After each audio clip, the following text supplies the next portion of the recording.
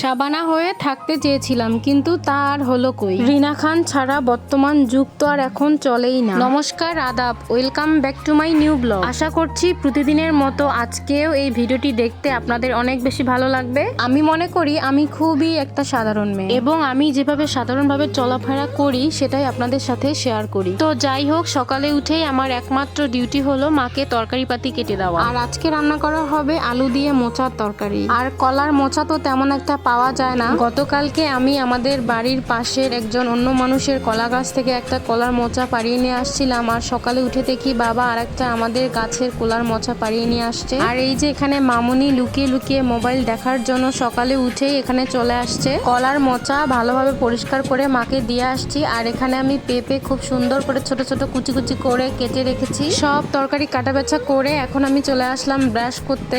আমার পিছনে কিন্তু আমার সোনা ময়নাটা ছিল। ব্রাশ করে এখন স্নানটাও সেরে নিলাম একসাথে। আমার হেয়ার যেহেতু রিবন্ডিং করা, তাই আমাকে ম্যাট্রিক্সের শ্যাম্পু, কন্ডিশনার, সিরাম এগুলো সবকিছুই ম্যাট্রিক্সের ইউজ করতে হয়। তারপর এই তো স্নান শেষ করে কাপড় ধুয়ে এখন শুকাতে দিতে বাইরে চলে আসলাম। আমি বাইরে ভিডিও করছি দেখে সবাই এদিকে যাওয়ার সময় তাকাচ্ছিল, যেহেতু আমাদের বাড়ির সামনের রাস্তা দিয়েই গ্রামের সব মানুষজন যাতায়াত করে। তবে আমি মনে মনে ভাবছিলাম যে আপনারা দেখতে থাকেন, কোনো সমস্যা নাই, এটা তো আমার কাজ, আমাকে করতেই হবে। যাই হোক, এরপর এক এক করে সব কাপড় শুকাতে দিলাম। এবার তাহলে মূল কথায় আসি। এই সোশ্যাল প্ল্যাটফর্মে কত মানুষ কত কিছু করছে, কিন্তু আমি সবসময় চেষ্টা করি ভদ্রতা, শালীনতা বজায় রেখেই আপনাদের সাথে আমার সাধারণ জীবনযাপনের ভালো এবং সুন্দর সুন্দর মুহূর্তগুলোকে শেয়ার করতে। তবে আমি একটা কথাই বলতে চাই, যাদের আমাকে দেখতে ভালো লাগে তারাই আমার ভিডিও দেখবেন, আর যাদের ভালো লাগবে না তারা আমার ভিডিও স্কিপ করবেন। খাবার দাবার খেয়ে রেস্ট করে বাইরে এসে দেখি একজন চাচি শাক নিতে আসছে,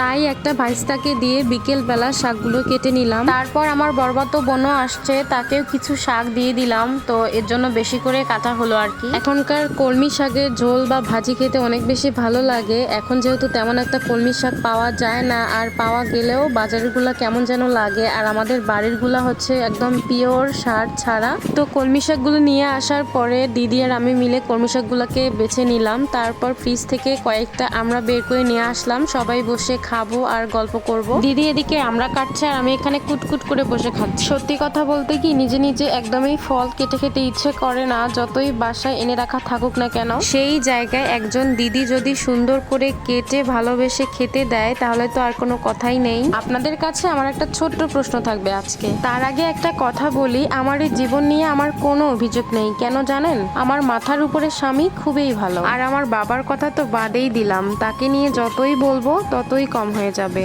তবে একটা মেয়ের জীবনে স্বামী ভালো হওয়াটা খুবই দরকার। যাই হোক, পরে সাজুগুজু করে এই যে রিলস বানাতে চলে আসলাম। আজকের এই ভিডিওটা আপনাদের কেমন লাগলো অবশ্যই কিন্তু জানাবেন।